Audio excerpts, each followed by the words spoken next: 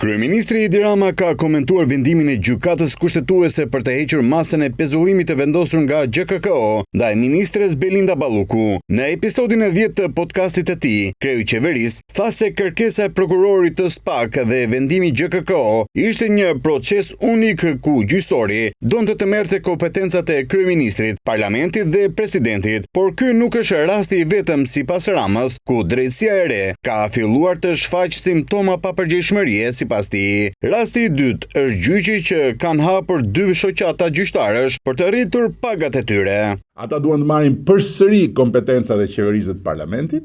duke u treguar jo thjesht të zgjedhurve, po vetë zgjedhësve se mbi vullnetin e tyre dhe përtej kufive kushtetues mes pushteteve qëndrojnë ata, tokat e zeza të Shqipërisë, me pushtetin suprem të çekiçit të drejtësisë së pavarësuar nga politika tani më. Dhe atë çekiç që Republika u ka besuar për interesin e saj të lartë të drejtësisë barabartë për gjithë, ata mund ta përdorkan kur të duan për të hapur me dhunë edhe arkën e buxhetit të shtetit dhe për t'i arritur rrogat vetes, dhe sa? Përkatësisht 1.600 euro plus në muaj për gjykata dhe prokuroritë e zakonshme dhe 3.100 euro plus në muaj për gjykatën speciale dhe SPAK-un. Kryeministri foli për nevojën e reflektimit ndërinstitucional për të kornizuar më mirë punën e drejtësisë, pasi sipas tij ka filluar të shfaqë shenja papërgjegjshmërie. Shembull mori agjentët e BKH-s, të cilët kërkonin të futeshin në godinën e kryeministrisë, por pa respektuar protokollin e kontrollit dhe nuk dorëzonin armën. Mbetëm tek bindja se këto dy indicie të shqetësuese nuk provojnë se protagonistët e pavarësisë drejtësisë u ka marrë koka erë. Dhe u është mbushur mendja se ata janë shteti, ata janë ligji, ata janë drejtësia,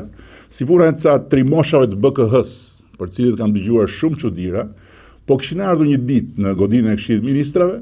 dhe nuk donin të linin patllaken tek dera, sipas rregullores sigurisë së lartë të Gardës Republikës.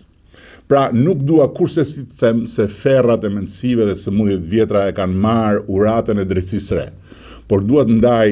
me të gjithë bindjen se ka ardhur koha një reflektimi serioz, profesional dhe ndërinstitucional. Kreu i Këshillit të Ministrave shprehu mirënjohjen për punën e Altin Dumanit dhe pasi i uroi sukses e kreut të ri të SPAK Klodian Brao, pati edhe një këshill për të. Kryeprokurorit të ri Klodian Brao i uroi ta çojë SPAK-un në këtë 3 vjeçar të fundit të ciklit 9 vjeçar në një nivel tjetër, përsa i takon profesionalizmit në luftën kundër krimit të organizuar dhe sidomos në luftën kundër korrupsionit, e cila nuk mund të konsiderohet e përmbushur plotësisht me sukses nga ana e atij institucioni nëse maskohet me statistikat nxjerra nga thonjza thesi i madh, siç quhet neni i mjegullt i shpërdorimit të detyrës, për cilin sapo ka dalë dhe një direktive re e BE-s, pikërisht për të reflektuar mbi shqetësime që nuk janë vetëm tonat,